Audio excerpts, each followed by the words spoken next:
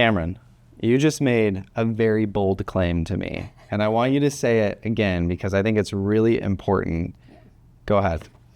Yeah, so I think the reason why the watermarking conversation is so important, and that's Claude watermarking. The Claude watermark, right, is because it basically just calls us out as marketers, as writers, and I don't know if that's a hot take or not, but it calls us out for something that I think we all have known for a long time deep down, but haven't had to face any real consequences for, and that is, that AI, if you use it in a certain way, it is plagiarism. The P word, plagiarism. Yeah, that is what it is. What does plagiarism mean? It's copying someone else's work and claiming that it's your own. Because, it's not like Claude and ChatGPT exist in a vacuum. Yeah. like Santa Claus and just gifts for you right here. And it just comes out of nowhere. You know, it's like all of those words, all of those ideas, all of those quotes, they come from somewhere. Every time Claude returns a really good phrase, I'm like, man, that's a really good way to say that, but that comes from somewhere. It does. So I do think that the watermark conversation is actually really great. I think it is too. And I want to be clear. You're saying that the put prompt in, copy and paste, put your name on something, that's plagiarism. Yeah. AI is not inherently an evil tool. No. It is a good tool when used the right ways, like research or creating an outline.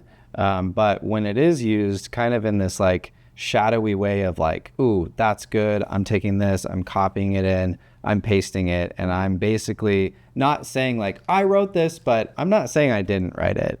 And that really is plagiarism. That's a really good way to put it in probably the strongest terms. Yeah. Yeah. It's the two sides of the AI coin, right? On the one hand, AI is so great for efficiency, like a calculator is, right? And there's nothing wrong with that. You can use AI in a way that is totally legitimate and only increases your efficiency and gives you a better product without plagiarizing anything, right? And then there's another way to use AI, and I think it's so interesting, this watermark conversation, because really all that it does is it pulls something up from our subconscious and is now making it conscious. Because there's a reason why the LinkedIn button says AI slop. Because as human beings, we don't want to read regurgitated, non-human ideas. What makes us so interesting as human beings is our ideas. Your ideas are so different than mine, like our fingerprints, right? Yeah. And what we actually are interested in is other people's original thoughts and ideas. Yeah. And you miss out on that. So I do feel like, to an extent, we've been robbed a little bit in the last few years of original ideas, and we're getting sick of it. Just collectively, societally. Yeah. The EU is so sick of it. Yeah. America's like not quite there yet because of but maybe we'll get there. We'll pass our own transparency. North America always follows the EU or Europe, and so it'll come here. It's already here. But I do think that, the Claude watermarking thing, which is coming from the European Union, putting stricter rules in place for AI providers, so tools like Claude, ChatGPT, Gemini, putting rules in place that says there has to be a way to track this. And so Claude has put this invisible watermark on their text that you can't strip out unless you get in and edit and change things yourself. Right. So the days of put prompt in, copy, paste, my thoughts, this was all my idea, I wrote this whole thing, those days are going to be over eventually, because number one, I think that's going to be in some part, especially for regulated industries, that'll become somewhat illegal. Yeah.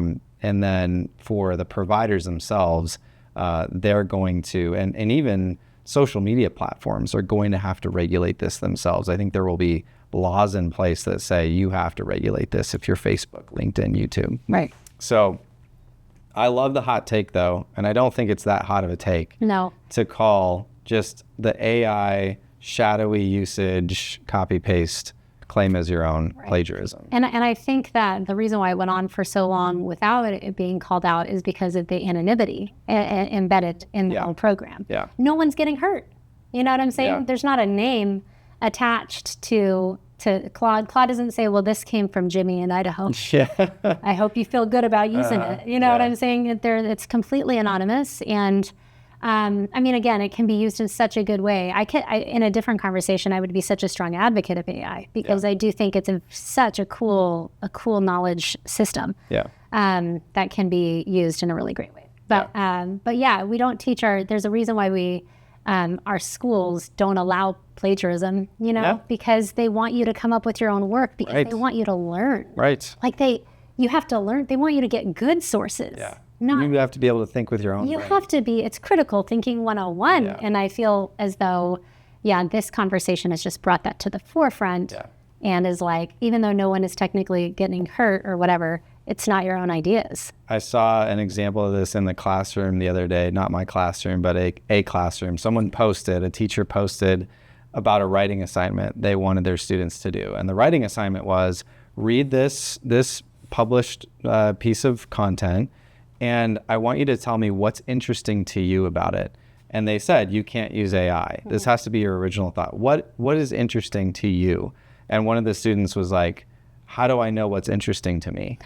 Like, how do I figure that out? And they're like, what? Are you serious? Like, they didn't know how to think about this. Yeah, they didn't know how to think critically about, like, what is interesting. You could literally like just 22-year-old. Yeah. So, I mean, that is the thing here of, like, I think as marketers too, we can kind of get into that same mindset of, like, throw AI at every single issue or every single goalpost you're trying to get towards.